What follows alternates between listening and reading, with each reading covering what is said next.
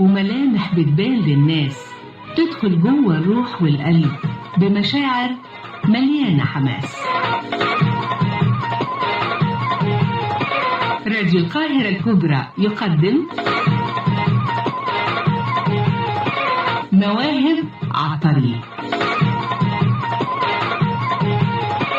إعداد وتقديم سحر توفيق. هندسة إذاعية جمال عمر.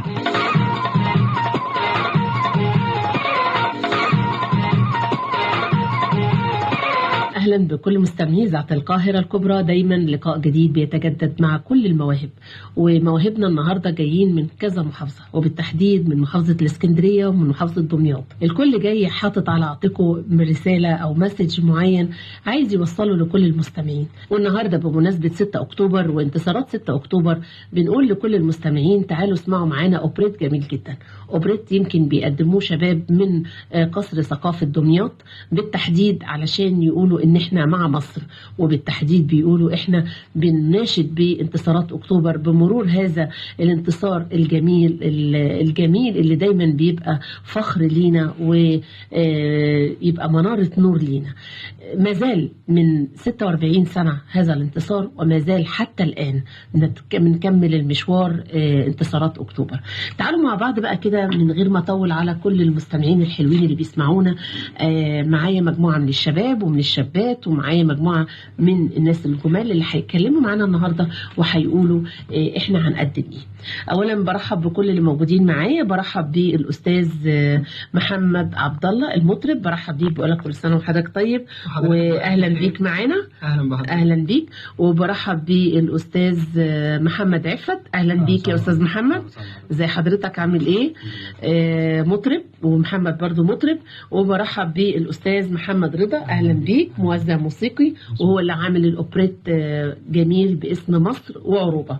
ومعايا الاستاذه الجميله الاستاذه جهاد نوار، اهلا بيك يا استاذه جهاد. الحمد لله على سلامتك، مشوار طويل من دمياط بس عشان نشوف استاذه سحر طبعا. الله يخليكي ونرحب بيكي، بنقول لك اهلا بيكي معانا من دمياط. وبرحب بالشاعره الجميله الشاعره رودي فاروق، اهلا بيكي يا استاذه رودي.